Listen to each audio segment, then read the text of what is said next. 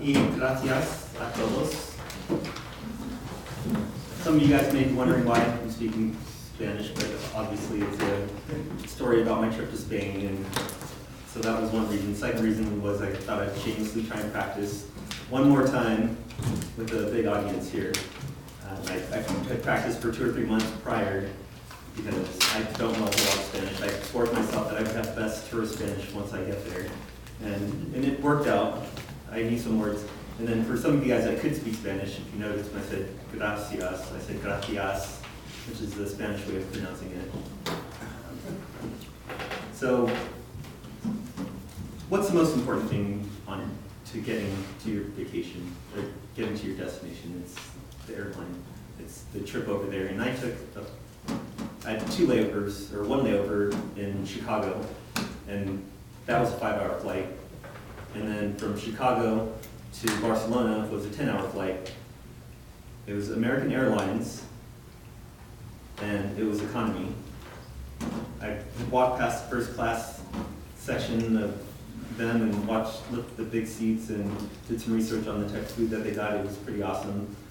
That was not my experience with American Airlines.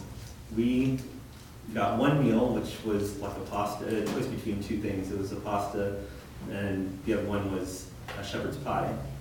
A little cold. The seats weren't very comfortable. There weren't a whole lot of space between you and the seat in front of you. The seat reclined about 15 degrees, and so it wasn't enough space. There wasn't enough to really lay back. You kind of had to fall over to the person on the side of you. So I hope they caught you. One fear that I had is that sometimes when I sleep and I'm very tired, I'll twitch, and so I was afraid I may like throw an arm up at the neighbor that was right up against me, and wake up and have them all bruised and bloodied and with a black eye. It would have been an awkward trip, but I survived. It was a good flight. And then on the flight, I had realized that in the destination that I was going to, Barcelona, the primary language isn't actually Spanish. It's a region of Spain in Catalonia, so they speak Catalan, which is a mixture of Spanish and French, as well as a few other languages. Fortunately, they do speak Spanish as their second language, and a majority of them, I'd say like 90% of them, did speak Spanish. In Barcelona, there's lots of things to do and see. There's Las Ramblas, there's La Sagrada Familia, there is La Boqueria. The beaches are beautiful. It's on the Mediterranean, so it's got that clear, warm blue water. Great to swim in. The transportation to these different places was really, really good. I was kind of envious of them because they have train stations spread throughout the entire city, and the most you'd have to walk is 1 or 2 blocks to get to where you wanted to go. The only downside of it was that a lot of these subway stations, what they call the metro, is down underground, and the ventilation was terrible. So after walking around all day trying to explore the different areas of Barcelona, trying to get down to the train station, there's like a sauna in there, and you continue pouring sweat. But once you get on the train, it's well air conditioned, and it's nice and breezy. It flies to wherever you need to go.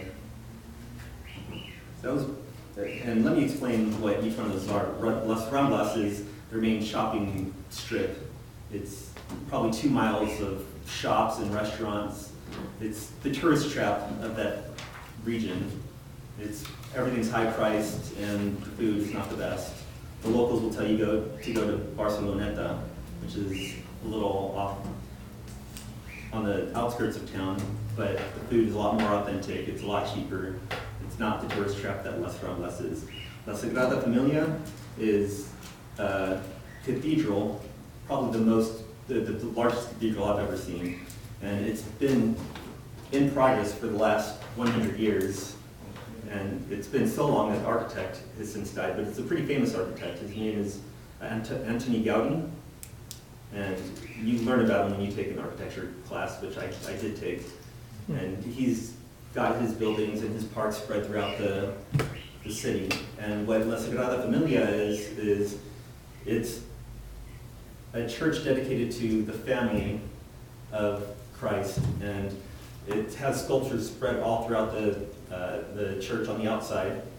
On the inside, when you walk in, there's these huge, massive granite pillars that jet up into the, almost seems like the sky, and they look like trees because they branch out to hold up the vaulted ceiling with little paintings and sculptures up on top of that.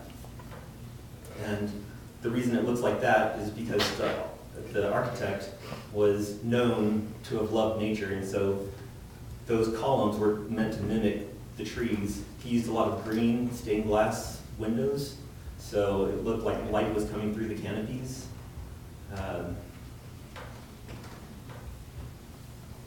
It was something to definitely check out. La Boqueria is a shop where they say that if you can't find anything there, it's not worth getting, because it's a massive market with pretty much anything you can find. Seafood, again, fresh drinks, and one of their famous dishes is jamón ibérico, and it's super expensive, but you can always get a little slice of it, and it's supposed to be one of the best hams that you've ever had in your life. That was Barcelona. So then from there I drove to Tomatina, Buñol, which is an annual festival, a tomato festival, where they truck in 5 large dump trucks, essentially, of tomatoes, and you have people up inside them that throw tomatoes down at you. And you try and catch them and throw it back at them. You're trying to dodge. It's like a game of dodgeball. Once they drive by, you pick them up off the ground. You're supposed to smash them, is the rule as a nicety, so that you don't take a full tomato in the face. Some people weren't doing that. Took you in the eye. Probably still smell like tomato a week and a half later. That was the highlight of the trip for sure. It was a little crowded, so if you go to that, be prepared to get really comfortable with the people in front of you and behind you, because they push you against the wall and smash you about 5 to 6 people deep when the trucks are going through. The third place I went to was Ibiza, and that is an island in the Mediterranean, but still a Spanish island. And that is known for being a party town, but it's also a quaint little area with nice little shops, whitewashed buildings, some really good food, amazing beaches. It's really ritzy. The multimillionaires show up with their 150-foot yachts that are 5 stories high. There's probably 5 or 6 of them. People were taking pictures. That was pretty awesome. You did get a lot of traffic and a lot of broken down Lamborghinis, because there's streets, the speed limit is about 35 miles per hour, and Lamborghinis aren't really meant to go that speed. They weren't engineered for that, so a lot of them were broken down, and I was told by the taxi driver that some of them catch fire because they overheat, and that's just people trying to show off and not realizing that the speed limit is 35.